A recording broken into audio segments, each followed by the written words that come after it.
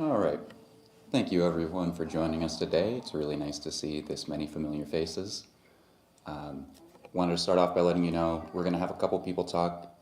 We're going to open the floor to anyone that wants to say anything. So if you haven't, thought of anything yet, use this time to start thinking about anything you would want to say. I'm going to start off by reading the obituary, and then Aaron will take over afterwards. So, Jed Corp, 64 of Ann Arbor, Michigan, passed away abruptly with COVID-related complications on Friday, March 24th, 2023, with his daughter Autumn at his bedside. Jed was born on October 28th of 1958 to the late James W. and Rosalind A. Elsner Corp, the sixth of 7 children, and on his oldest brother's birthday. Jed is survived by his 3 dogs, Shadow, Sierra, and Shelby, the 4 children, Autumn Schultz of Commerce, Aaron and Pietro Leone of West Hollywood, Marissa Matthews of Fort Collins, and myself of Denver. 3 grandchildren, Drake and Brielle and Peyton Schultz. He is also survived by siblings Sharon, John and Frank, Dan and Mary, and Terry Corp, and many nieces and nephews. He was preceded in death by siblings Michael Corp and Patrick Corp. Jed started Superior Installation in 1985 and continued to run the company in different phases of success until his death. He had no plans to slow down or retire at any point. He enjoyed his dogs, definitely racing his GTOs, riding his Harleys, and drinking a beer.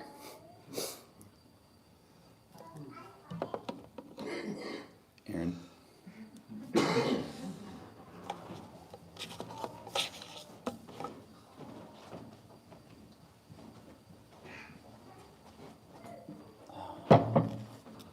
Okay.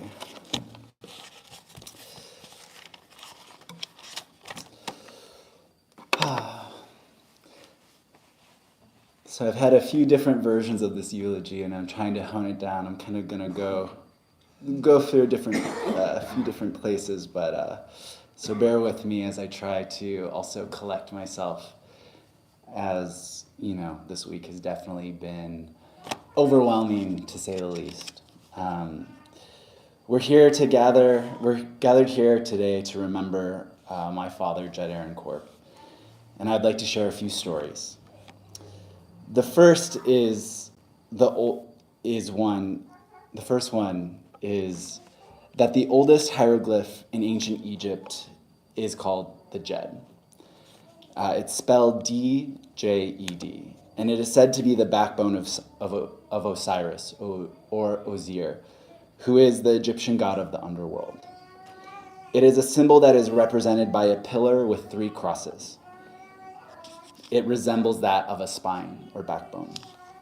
It embodies the values of stability and strength. And I know that these are some of the qualities that our Jed had and that we share with him. Jed was a person who was always willing to help anyone in need and had a large amount of kindness that he gave freely. I think one of the biggest legacies that he leaves to us is that of his work ethic. I think he was the hardest working person that we all know, that he really modeled for us what it means to work hard and to build a life for yourself. And I know that I have, in writing this, I have very many mixed feelings about my relationship to Jed. And though I know our relationship isn't perfect, I want to take the time here to focus on the good qualities. But that doesn't mean that we weren't impacted by some of the negative ones. Because although he had many flaws, I know that I and we loved him very, very much, and that he's impacted so many of us. I mean, look at everyone here that showed up. I know that he showed up for everyone here in some capacity. And I am grateful for the lessons that he taught me, even if most of them were what not to do. And I am the person I am today because of him. One of my favorite memories, Jed was the king of fun. So regardless of the situation, it was, creating a space where we had the ability to roam free, whether it was with four-wheelers or snowmobiles. Our best memories are being on a boat, tubing, being initiated by Jed with his boat driving skills and trying to throw us off the tube. Those were the good, creating good memories of fun and happiness. I know that in his capacity, that was the biggest gift that he had to offer. And another favorite memory is road trips in the RV, going to Florida, driving down, always getting, stopping at the party store, always able to get soda, pop, chips, drinks, things that we weren't allowed when we were with our moms, which, made our time with him special, at least for us. I know we tried to think of some of our favorite memories. One was renting a boat for deep sea fishing, where we spent 6 hours in the Keys fishing, and then having pounds and pounds of dolphin fish, and then the RV breaking down, heading back up from the Keys, and dealing with the smell of rotting fish while the RV was broken down. It's something we joke about and always bring up. I'm trying to think of another thing that I would like to honor, especially in his memory, is our indigenous heritage. We are Anishinaabe, we are Ojibwe. Chippewa is the U.S. government's name for us. And I wanted to give a teaching about tobacco. Tobacco is one of our 4 sacred medicines. It is a plant that is used, there's many uses, but one in particular is that it's a messenger plant. When you have a prayer, when you have a message you want spirit to hear, you always lay down tobacco so that your prayer can be heard. I have a bowl here of tobacco prayers that some of us have already given. I have tobacco here if you want to make a prayer, take some tobacco. We use the left hand to offer tobacco because it's the closest to our heart. So find me after the service to get a piece of tobacco, or even if you have tobacco on you, a pinch off of a cigarette, say your prayer, leave it in this bowl, and that later, when we spread ashes, we'll do a fire, we'll burn and release. We believe the smoke is a metaphor for the prayers going off into the universe. And I just want to say, lastly, I want to thank everyone for showing up and honoring my father. It means the world to see everyone that came, everyone that was impacted, everyone that has been moved and that has been loved or loved Jed. It warms my heart, and my prayer for Jed is that his transition, as he continues to transition, that it is smooth and that he is now in peace. So with that, I'm going to give it to Autumn.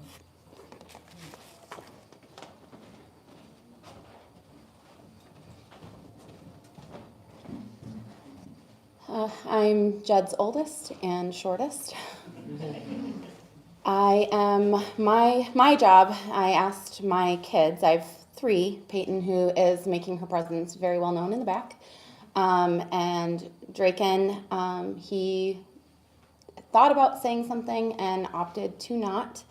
Brielle let me know that she was a little shy and didn't think she wanted to come up here, but said that I could speak for her. Do you want to speak, Brielle, or do you want me to say it for you? You just wanted to wave hi. Okay. So Brielle wanted me to let everybody know that she is very mad that Grandpa Jed died because he was supposed to take her fishing. And now it's Marissa's turn.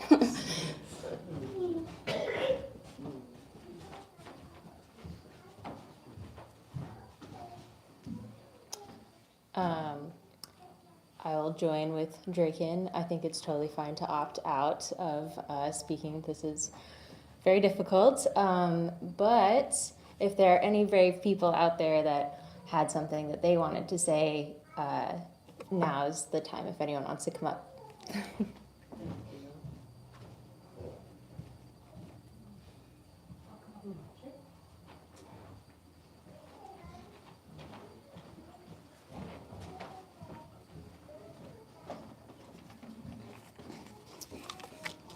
Hi, I'm Renee. I'm Bill's husband, Bill's wife. Jed was Bill's best friend for more than 40 years. Sorry. It's a huge loss for everybody. Honoring someone in their life is probably the most difficult thing to talk about. Jed was a man who lived his life his way every day, right or wrong. He had been in many things. He was a friend, most importantly. Jed always knew how to be someone's friend. He was a son, he was a brother, he was a nephew, a cousin, an uncle, a boss, a husband, even though he said he wasn't very good at it, times two, and he told us he'd never do it again. And he said, most importantly, Bill, if you and Renee are having trouble, don't ever ask me for relationship advice, because I'm not the one for you. He said he was a father, but not the father that all of you needed or deserved. Ryan, you included. He wanted to be that grandfather too, but he wasn't that either. And he wasn't that stepfather for you either, Ryan, and I'm sorry. Most importantly, he just was such a best friend.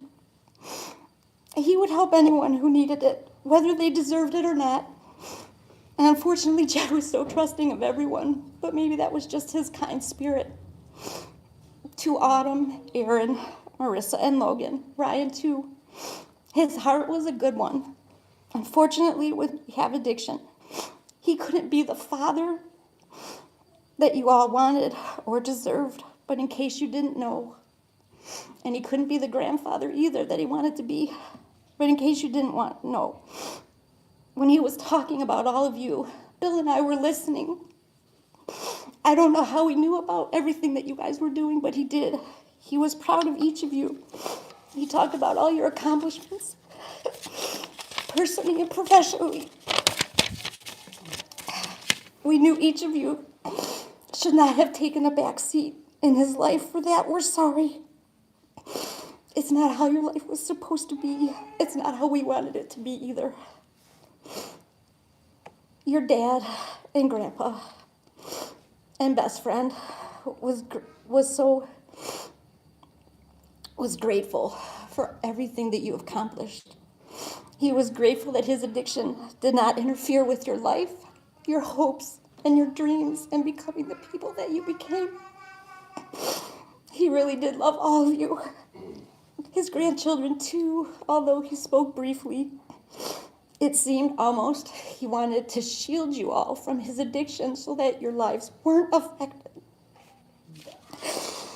To everyone today, I hope you find some happy stories, some funniest moments of Jed, your dad, your grandpa, your friend, or your coworker.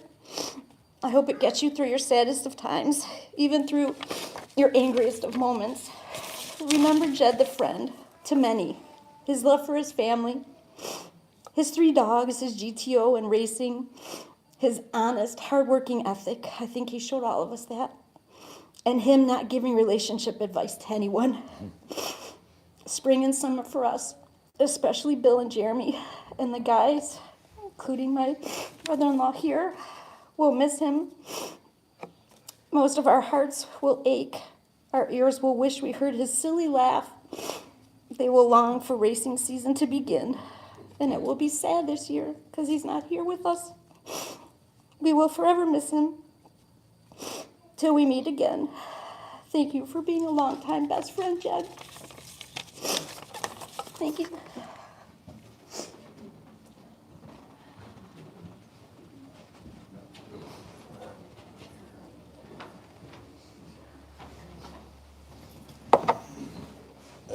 I'm Dan, Jed's only surviving brother, and I'm still in kind of a shock mode. He lived a pretty fast life, and it was one of those things that you felt that eventually it was going to happen, but you never expected it to happen. A wise man once said that you could tell a character of a man by how he treats his pets, and that encompassed Jed. He loved them, and that's how he treated people.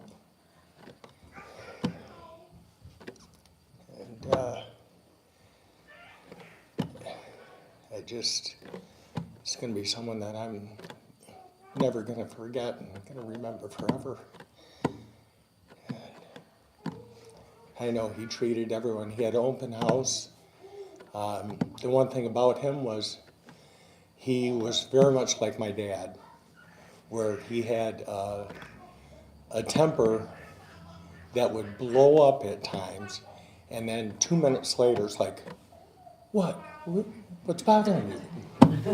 And it was just like, he forgot what he said or something, or like he didn't mean it, but he did mean it, but he just, once he got it out of his system, it's like, okay, let's move on. We're back in good graces again. And that's something that, is a good characteristic to have, to be able to move on quickly in that, and something that I'll miss. And so that's about all I have to say. And I'll turn it over to someone else that wants to.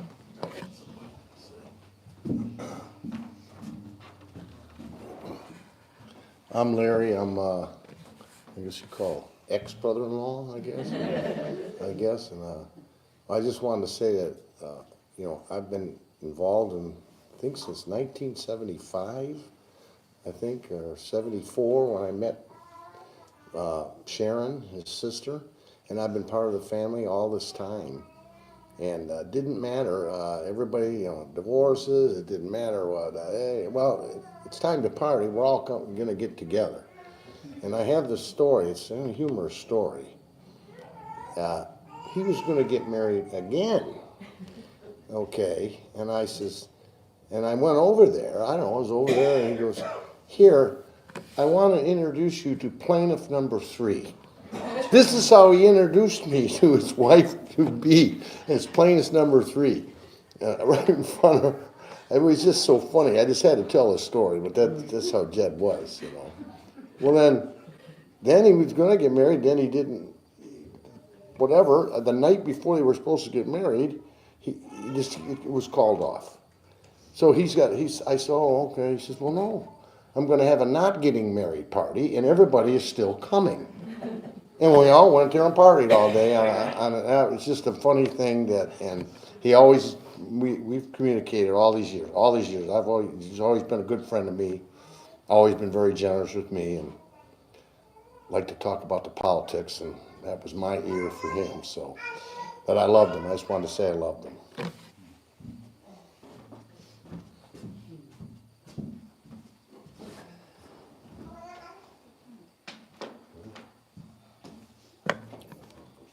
My name is Joan.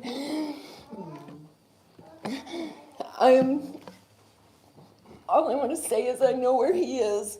He's in a golf cart, and he's got Shadow and Sierra in the seat next to him. His knee isn't hurting. And he's playing golf with my dad and with Mike and Pat. I'm sorry. Thank you.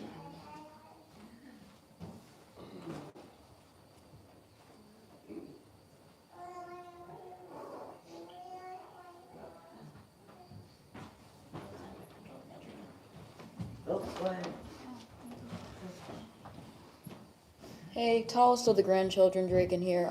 Just wanted to say, never really knew my grandpa, but of all these people that are here, he must have been a good person to all of you. Ex-wives, family, business people. Well, I guess wish I could have known him more. But yeah, thank you all for coming. Have a great day, everybody.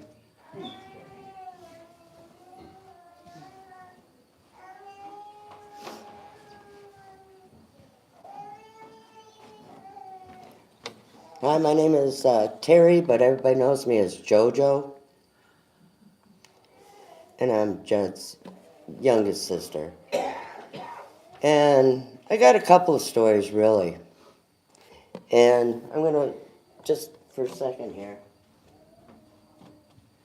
This is a photo of our immediate family. This is Jed. This is me. And as you can see, the pissed off look on his face, just looking at me. And that's how it was pretty much for most of my life. Although he was very, very good to me. I gotta tell you that. And yeah. So I had to point that out.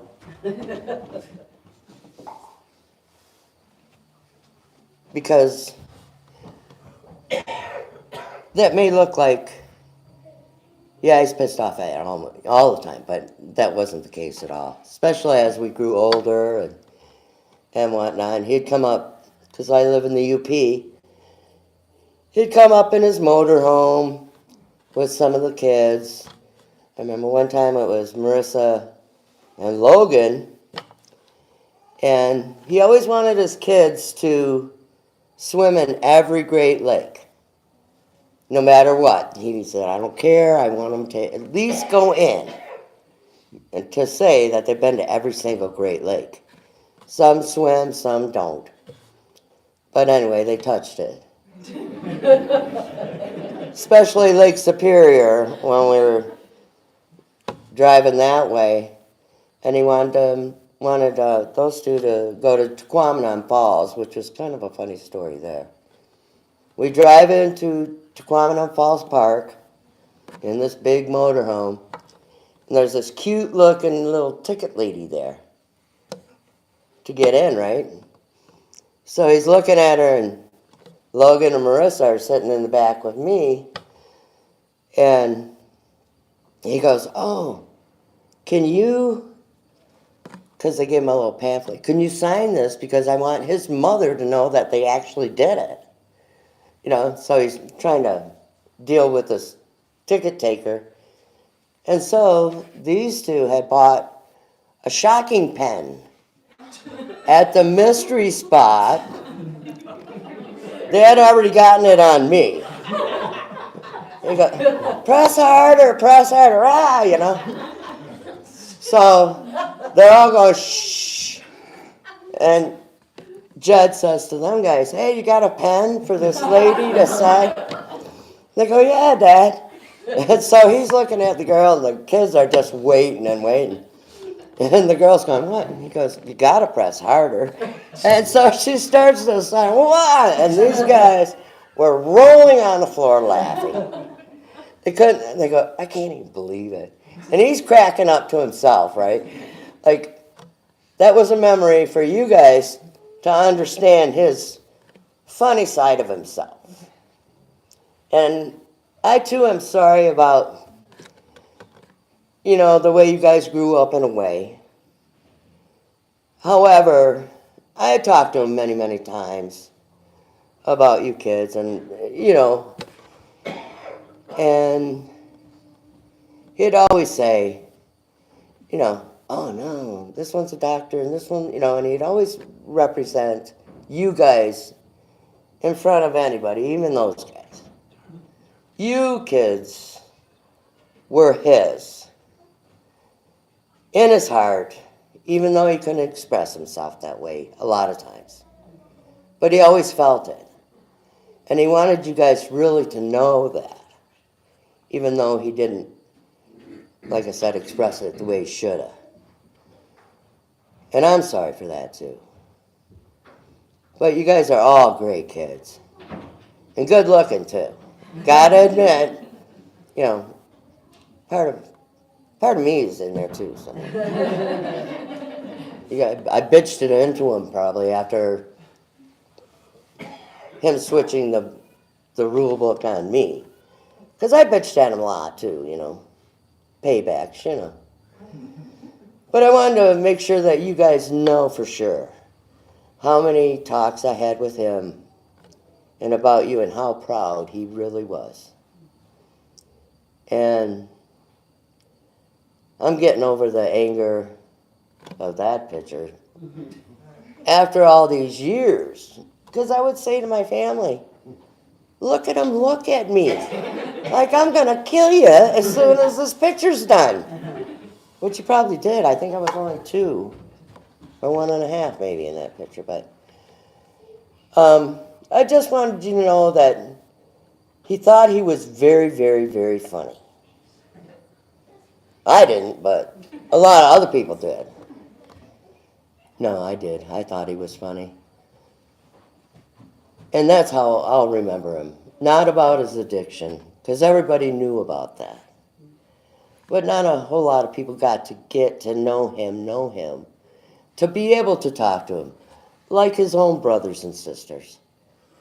You know, we knew in our hearts exactly what he meant, because he couldn't express it to you guys. That's why he was telling us so we could tell you. That's what he really loved the most, is his children. Didn't matter about the dogs. There has never been a vehicle in Jed's life where he wasn't running around with a dog in his car. I remember he had a Lincoln Continental, one of those big, long stretch, back in the day, I think probably 74 or something. And he bought a little puppy. Geez, that puppy happened to be a German Shepherd. And he was so tall when he would sit in the car, and they were lengthy anyway, he'd put that puppy on his seat while he was driving. Well, then that puppy got to be a German Shepherd. And he never let the German Shepherd would still sit between his legs when he was driving. So actually what it looked like was the German Shepherd was driving while he's driving. And I go, Jed, why do you do that? Why do you make him? He goes, oh, he's used to it. He wouldn't make him go over in the passenger seat. No. That was his dog in that car, in any car from then on. So, anyway, that was another memory I was reflecting on. But I just wanted to say that he loved everybody, and he hoped that he could help anybody he could, which he tried. As much as he could, whenever he could, and always listened to people, maybe not his kids because he didn't know. But when somebody gave him a sob story about something, he would think about it and then return everything he could to them people, a generous this, a generous that.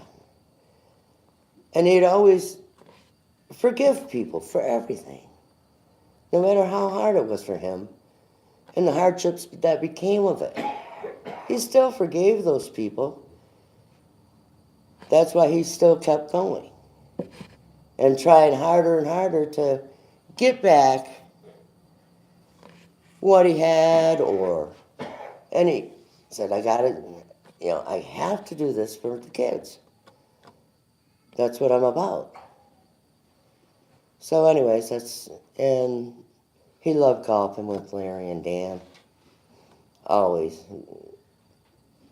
Everything was, as you know, a challenge. Who can do this? I bet you $1 if it's closer to the hole. And, all the things guys do. And how many beers he could drink on the golf course. Oh yeah, I'll put this many in. But always competitive, very competitive on anything he did. And now I can't say as much, although I've taken a lot of time, I'm sorry. I want to say some more, but it's so lengthy and ongoing, but it'll always be in my mind as a memory of him. And that's why he loved everybody. And I would hope that everybody would remember him that way too. And that's it for me. Thank you.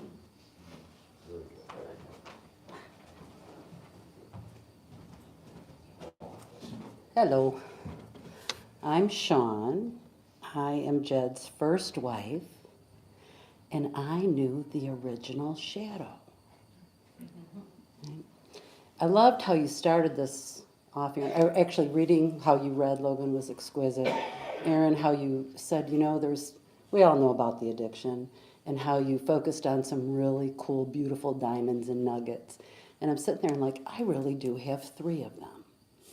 The first one would be Jed's contribution to his children, no matter how involved or not involved he was. He birthed 4, and he took care of 2. And the 4 are Aaron, Autumn, Marissa, and Logan. And then, of course, his adopted, loved children, Ryan and Dylan. That was probably the biggest contribution he could have done in this world. I feel it every day because Autumn and Aaron, whom are my children, are my biggest joy in the world. Second one is that I was reminded of is that, boy, I can't believe him, a lot of emotion. Jed had this incredible ability when I knew him and early on to attract the most loyal, loving people. From Bill and Renee to Stan, even Larry, how you were with him. He fostered and attracted the most loyal people. And the third thing, and I was sitting here thinking about it, is when I was dating him and when we got married, he was adamant that if anything ever happens, his mother and father were going to live with us. He adored his parents. He adored them. He revered them and honored them. And I remember when I was first dating Jed, Grandpa Corp would go, "Bub," and I'm like, what the heck is he saying to you? Because I couldn't, and Jed's laugh, if you know his laugh, like, he had that really high-pitched laugh. And he'd go, I don't know. And it was probably 2 years after I was with him that I found out he wasn't calling. I'm like, is he calling you Bub? What's he saying to you? Bub? Boo. Because he goes, boo. You know exactly what I'm talking about. And he was saying Pup. He called him Pup. And then this was a few years after I had known him that he called him Pup because he followed him around like a puppy ever since he was a small boy. And the legacy of Jed and Grandpa Corp was the renaming of animals. Okay, so there's probably like 12 shadows, right? Pig, I remember Grandpa Corp saying, pig! But then we had the little chihuahua that we called Pee-Pee. But it had another name, I can't remember its name. Do you guys remember the names? Like the ongoing names all the time, they're always the same names. And Aaron continued that as a small child because we had 3 cats named Princess. Princess the first, Princess the second, Princess the third, and we were always like, they're cruise ships, you know. So those are the 3 things when I think about Jed, and yeah, his contribution to me is his children to the world.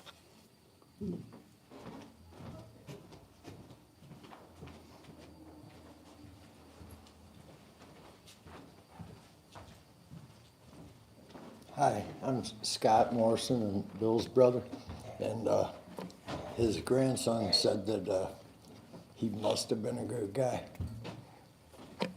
He was great. We've known Jed a long time, since back in the late 70s, and he's always been a friend to us. He was my best friend, and Scott was with us and helped Jed a long time ago. And I just wanted to say thank you to everybody, and I'm going to miss Jed. Yeah, back in the airtight insulation days, we met him, and he was a hard worker, honest, the way he loved his dogs, the way he loved people, or vice versa, but he was definitely a great guy. Thank you.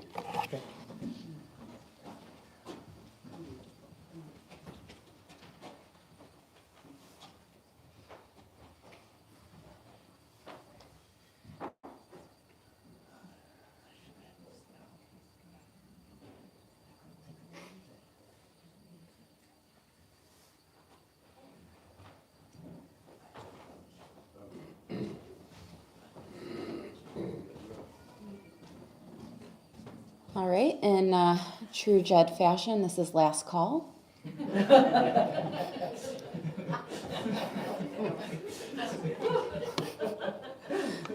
All right, so I think everybody that wanted to say something has said something. If you haven't, or if if you haven't the ability to come up here and speak in front of everybody, that's okay too. You can definitely talk with Aaron after this about the tobacco offering, and I know that that would be appreciated, and we really appreciate you all coming out.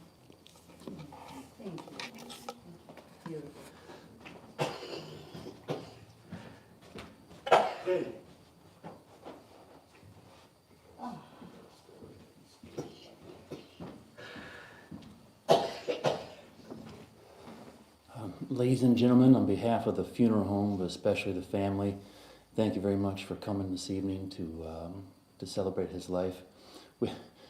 Funny quick story.